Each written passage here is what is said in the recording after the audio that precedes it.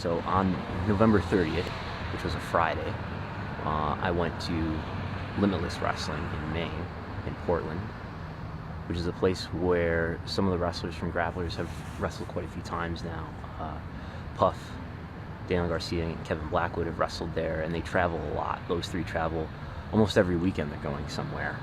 And I haven't traveled nearly as much as they have traveled already, just in the last, I don't know, year and a half.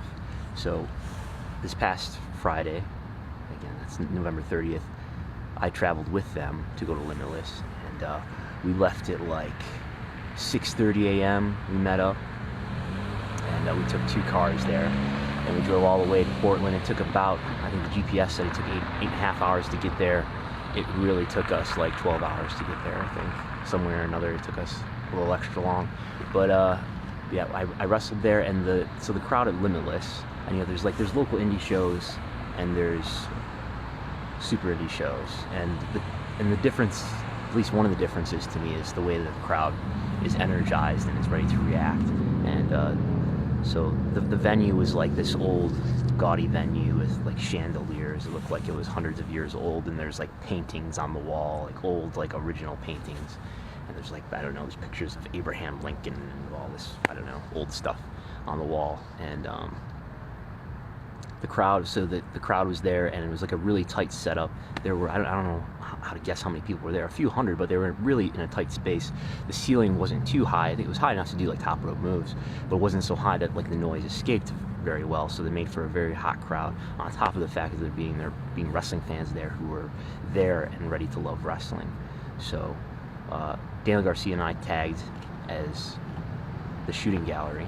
Our first match as a tag team, the Shooting Gallery, against the Thick Boys, were John Silver and Jay Freddy. And I really enjoyed the match. It was a good match, and like I said, the crowd reacted to it in a way that you always want people to react to stuff that you do. Like they popped for certain moves that we did. They got into it in a way that you always want people to get into it. Yeah, so we won, and afterward we celebrated, and we went to the back, and I think we'll be back there at Limitless Wrestling for on a regular basis. So I'm looking forward to it, and it was really special for me to travel with those guys and to team with Daniel, and because I know I see them on social media, and I talk to them about how they're going everywhere almost every weekend, and to finally be there with them and to see them develop as wrestlers and to see them develop as people, and to be part of that, and to like I was saying earlier,